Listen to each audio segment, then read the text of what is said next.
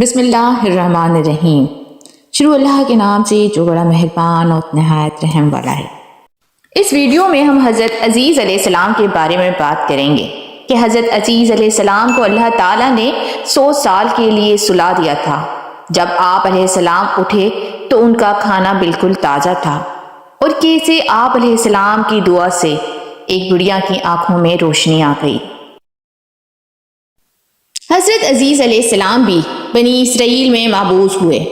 آپ علیہ السلام کو اللہ تعالیٰ نے 40 سال کی عمر میں 100 سال کے لیے سلا دیا تھا، اور پھر جب آپ بیدار ہوئے تو اسی طرح جوان تھے۔ حضرت عبداللہ بن سلام رضی اللہ تعالیٰ عنہ سے مروی ہے کہ حضرت عزیز علیہ السلام ہی وہ بندے ہیں جن کو اللہ تعالیٰ نے 100 سال فوت کر کے زندہ کیا۔ اسحاق بن رشید رحمۃ اللہ علیہ نے کئی طرق سے بیان کیا ہے جن کے الفاظوں میں آپس میں کمی یا زیادتی ہے کہ حضرت عزیز علیہ السلام بڑے نیک اور عقل مند انسان تھے۔ وہ ایک دن اپنی زمین کو دیکھ بھال کے لیے نکلے۔ واپسی پر وہ ایک ویران جگہ سے گزرے۔ دوپہر کا وقت تھا اور گرمی محسوس ہو رہی تھی۔ آپ گدھے پر سوار تھے۔ اس ویرانے میں داخل ہوئے تو آپ اپنے گدھے سے اترے۔ آپ کے ساتھ ایک ٹوکری میں جانور کے لیے چارہ اور دوسرے میں انگور تھے۔ آپ اس ویران عمارت کے سائے میں ٹھہرے۔ آپ نے اپنا پیالہ نکالا، اس میں انگوروں کا جوس نچوڑا، پھر ٹوکری سے خشک روٹی نکالی، پھر انگور کے جوس والے پیالے میں روٹی بھگو کر کھانے کے لیے اس میں ڈال دی۔ روٹی نرم ہونے کے انتظار میں تھوڑی دیر کے لیے آپ لیٹ گئے، اپنی ٹانگوں کو دیوار کے ساتھ لگا لیا۔ اسی دوران آپ کی نظر گھروں کی چھتوں پر پڑی کہ وہ اپنے عرشے پر کھڑی ہے اور ان کے باسی مر کھپ گئے ہیں، ان کی ہڈیاں بوسیدہ ہو چکی ہیں۔ تو کہا، ان کی موت کے بعد اللہ تعالیٰ نے ان کو کیسے زندہ کریں گے؟ ان کو شک نہیں تھا کہ اللہ تعالیٰ ان کو زندہ فرمائیں گے یا نہیں، بلکہ انہوں نے تعجب کا اظہار کرتے ہوئے فرمایا تھا، اللہ تعالیٰ نے ان کے پاس موت کا فرشتہ بھیجا۔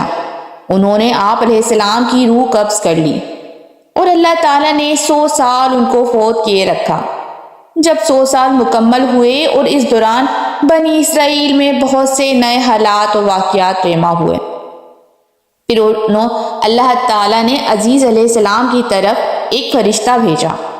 اس نے پہلے ان کا دل بنایا تاکہ وہ سمجھ سکیں، پھر ان کی آنکھیں بنائیں تاکہ ان کے ساتھ مشاہدہ کر سکیں اللہ تعالیٰ مردوں کو کیسے زندہ کرتا ہے۔ پھر تخلیق شروع ہوئی۔ آپ دیکھتے اور سمجھتے جا رہے تھے، مختلف اجزاء اکٹھے ہو رہے تھے، ہڈیاں اکٹھی ہوئیں، ان پر گوشت چڑھا، بال اور چمڑا رہنما ہوا، پھر جسم میں روح پھونک دی گئی۔ وہ یہ سب کچھ دیکھتے جا رہے تھے، پھر وہ اٹھ کر بیٹھ گئے۔ فرشتے نے پوچھا کہ بتائیں کتنی مدت سے ٹھہرے ہوئے ہیں؟ انہوں نے کہا، 1 دن یا 1 دن کا کچھ حصہ ٹھہرا ہوں، کیونکہ آپ دوپہر کے وقت آرام کے لیے ٹھہرے تھے، اور دوبارہ دن کے آخر میں اٹھے تو سورج ابھی غروب نہیں ہوا تھا۔ بعد میں فرمایا، یا دن کا کچھ حصہ، ابھی 1 دن مکمل نہیں ہوا۔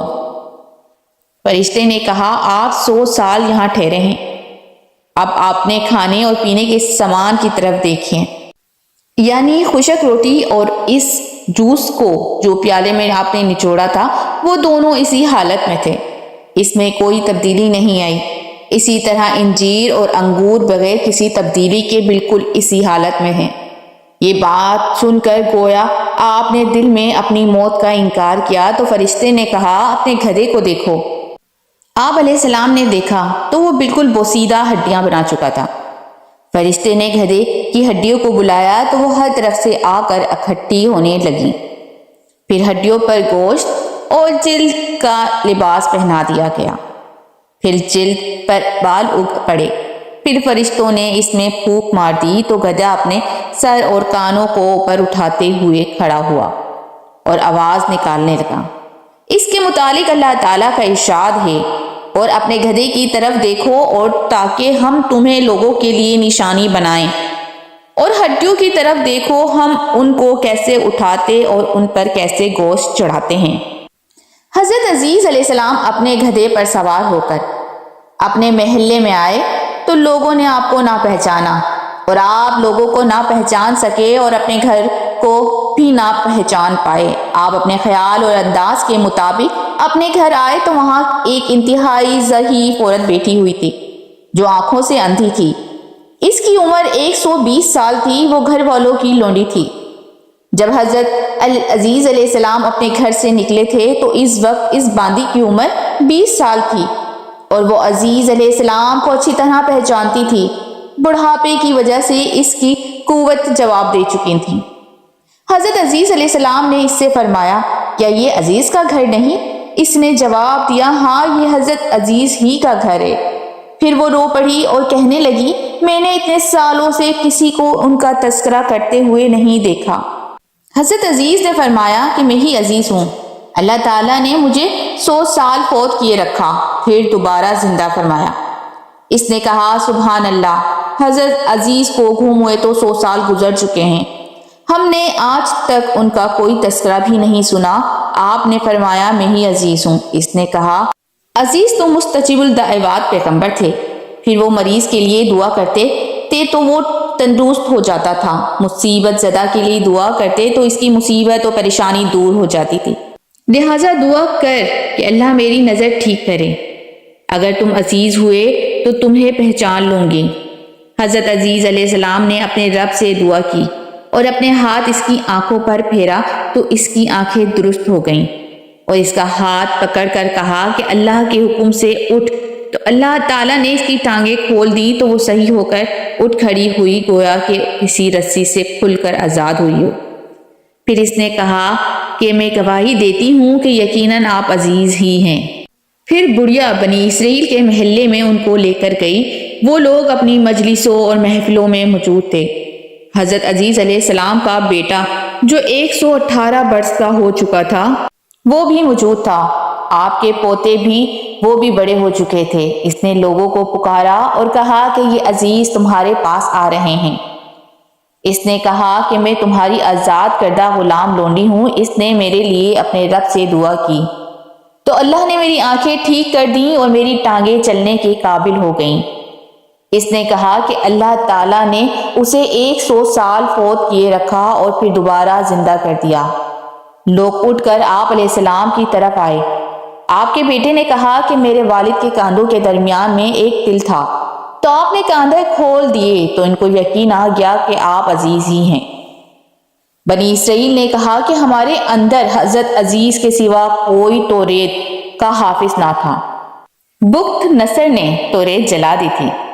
آپ ہمارے پاس توریت کا صرف وہی حصہ ہے جو لوگوں کو زبانی یاد ہے، لہٰذا ہمارے لیے توریت کا ایک نسخہ لکھ دیں۔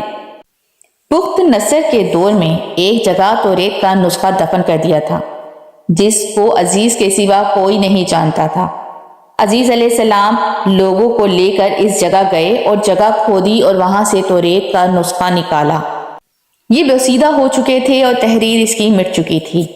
راوی کہتے ہیں کہ آپ نے بنی اسرائیل کی موجودگی میں درخت کے سائے کے نیچے بیٹھ کر توریت کو دوبارہ لکھا اور آسمان سے 2 شہاب ساقی نیچے اترے اور آپ کے پیٹ میں داخل ہو گئے۔ آپ کو توریت خوب یاد آ گئی اور آپ نے نئے سرے سے ان کے لیے توریت کا نسخہ لکھا۔ اسی وجہ سے یہودیوں نے کہنا شروع کر دیا کہ عزیز اللہ کے بیٹے ہیں، یعنی اس وجہ سے اللہ کا بیٹا کہا کہ شہاب ساقی کا واقعہ پیش آیا۔ آپ نے ان کو توریت کے نئے سرے سے لکھ کر دی اور بنی اسرائیل کے معاملات کی نگرانی کی، اور آپ نے حضرت حزقیل علیہ السلام کی عبادت گاہ میں ارض سوات میں توریت لکھنے کا کام کیا۔